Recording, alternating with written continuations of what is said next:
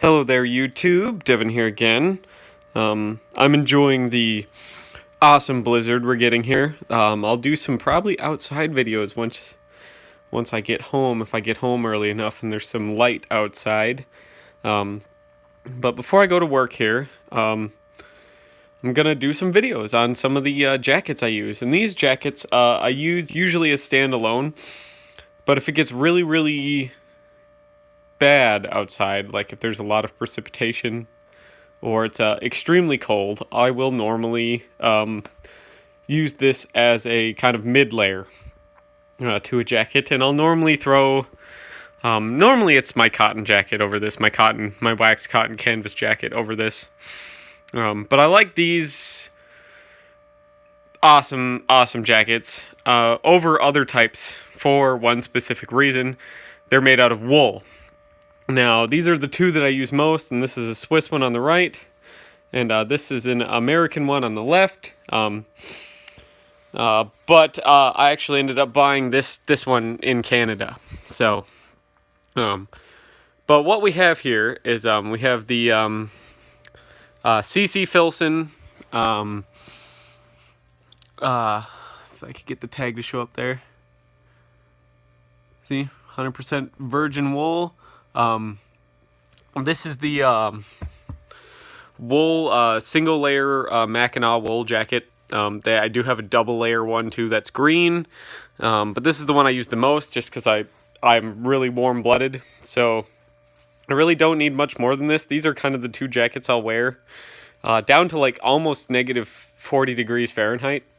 I'll wear these with just like a polo shirt or a t-shirt under them. Just because I don't need any more. I'll die of heat stroke if I have any more. What we have here is they're both virgin wool jackets. Now, this one here was made in probably 2014, 2015, because they changed up some of their stitching since then to make it a little bit more durable. Filson did anyways. But overall, it's plastic buttons. It's got snaps and closures. It has a big game pocket on the back. It's unlined because you shouldn't line a wool jacket because you're just taking all the good properties out of the wool. Yes, I know it itches, and that's people's problem with wool, but everyone should wear more wool because wool is a renewable resource. It's a renewable resource. It's water resistant. It's wind resistant. It's fire retardant. It's naturally antimicrobial and hypoallergenic, and the list goes on. It's literally the ultimate fabric, and people don't wear it just because it itches for like the first 2 hours when you wear it, which I don't understand. I don't know why people went away from these, because they're great. They were used for centuries. This fabric was used for centuries in this design for every purpose. Everyone wore it. Military wore it, civilians wore it, everyone wore it, children wore it. Nobody bitched until recently when we got all these synthetic fibers that everyone thinks are so great, but they're not, because they melt to your skin and they get really dirty and they break down in sunlight and they're awful. So I don't like them. But over here we have the Swiss Army jacket. This is from like World War II. The reason I know it's from World War II is because it was cut down. This used to be a greatcoat. Has the date on the inside here. Right there. It's kind of faded and hard to see, but it's 1923 is when this coat was originally made to size 48. But it is adjustable. You can adjust these buttons here out. It is double-breasted, so you can give it a little bit more room, and then it has a strap in the back that I'll show you when I flip it over here that you can use to adjust the tightness of the jacket. The cuffs are all cut to one standard length, and you just roll them to whatever you need to do. But these came about because in World War II they had all these extra jackets, greatcoats like this, that weren't thicker or thinner than the standard jackets they were making, and they needed more combat jackets, so they just cut down greatcoats and used them until enough could be made. When the Swiss Army swelled from like 50,000 to 800,000, they just couldn't keep up with production and quality standards, and they had hundreds of thousands of these laying around. So they cut them all down and made them into combat jackets. They're not as nice as the M36 style tunics, but they're okay.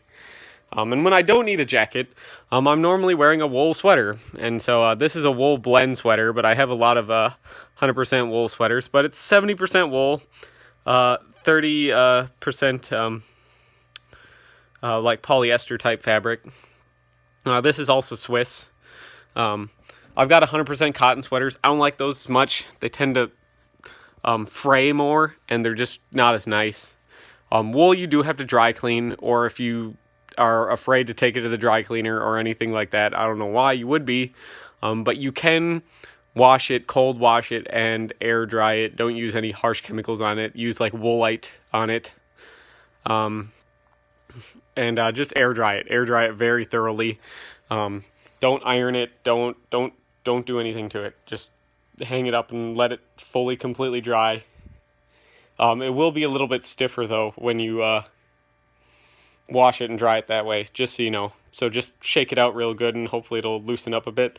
It might shrink a tad depending on how your water quality is, but don't worry about that. It should stretch out as you wear it.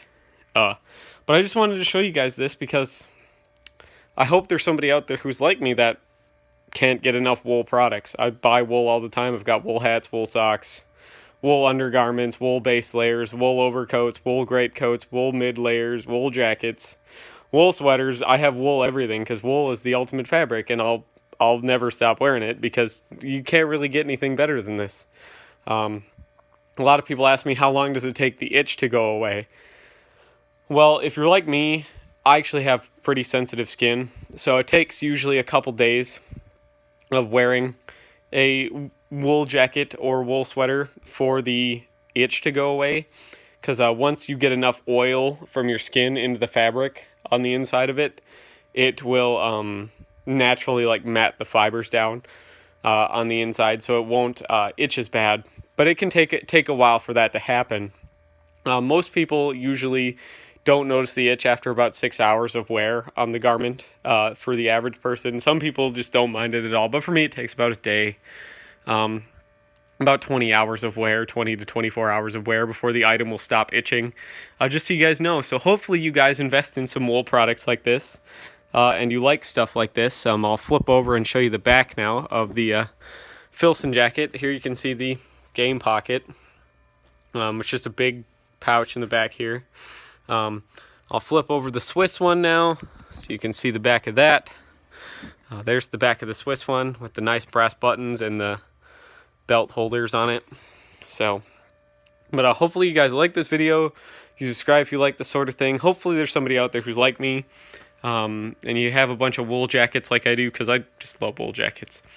You can't get any better, really, or any nicer quality. There's a reason why your fucking grandfather wore it. So, and remember, your goddamn grandfather or your father or anything fought both frickin' world wars probably wearing wool. So, thank you so much for watching. Hopefully I'll see you guys in the next video. And I'd very much like to get your comments and opinions on wool jackets and products and stuff like that in the comments. Or if you have any experiences with either one of these two jackets.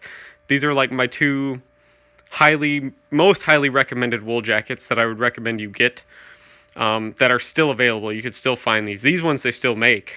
So, and these ones they don't make anymore, but there's still a lot of them out there in relatively good condition. So, thank you so much for watching. Give me your feedback and your comments and your uses for wool and stuff like that, or any likes or dislikes you have for wool in the comments, so that people watching this video can understand kind of the generalizations about wool and stuff like that by reading the comments. And I'll do my best to answer those or input those or dispute those as I see fit. So thank you so much for watching, you guys, as always. And thanks for 600 subscribers, and I'll see you guys in the next video. Bye.